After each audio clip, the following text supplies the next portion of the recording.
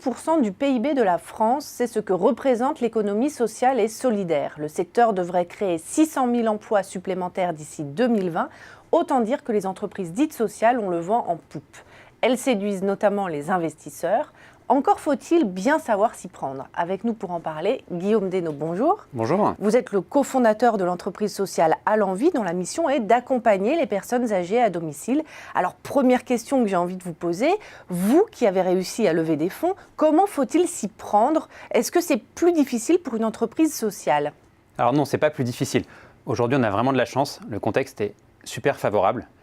L'économie sociale et solidaire est présente au gouvernement avec un haut commissaire. Ça montre que les pouvoirs publics croient vraiment dans cette solution pour répondre aux enjeux sociétaux et environnementaux. Vous avez des fonds d'impact investing qui se développent. Il y en a des nouveaux quasiment tous les trimestres ou tous les mois à Paris, en France. Vous avez des gros institutionnels comme la Caisse des dépôts ou le Fonds européen d'investissement qui financent ces fonds d'impact.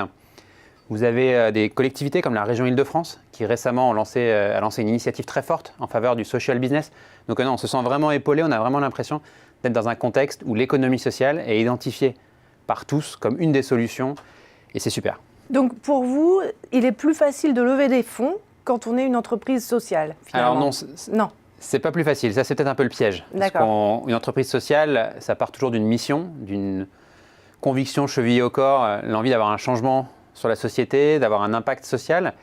Et parfois, on peut penser que cette conviction, quand on l'exprime avec beaucoup de sincérité, beaucoup de véhémence, ça suffit à emmener plein de gens derrière soi. En fait, il faut en faire plus. C'est une condition nécessaire, mais surtout pas suffisante. En fait, il faut avoir la fibre sociale et l'engagement, évidemment, mais il faut aussi cocher toutes les autres cases du jeu de l'entrepreneur. Donc, il faut, comme les entrepreneurs classiques, être capable de présenter son business plan, de formaliser tous les éléments du business model, de rassurer l'investisseur sur la partie économique et financière.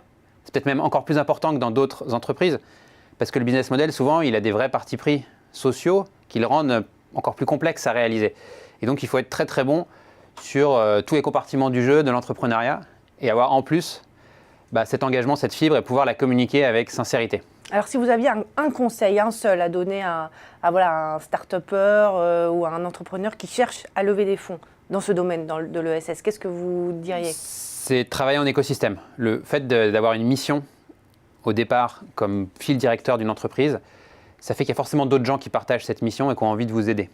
Vous n'êtes pas là juste pour le profit, vous êtes là pour répondre à un enjeu sociétal. Et donc, il y a forcément d'autres gens qui s'intéressent à cet enjeu. Donc, allez les voir, travailler en réseau, travailler en écosystème. C'est vraiment la force aussi de cette économie sociale que de favoriser le collaboratif.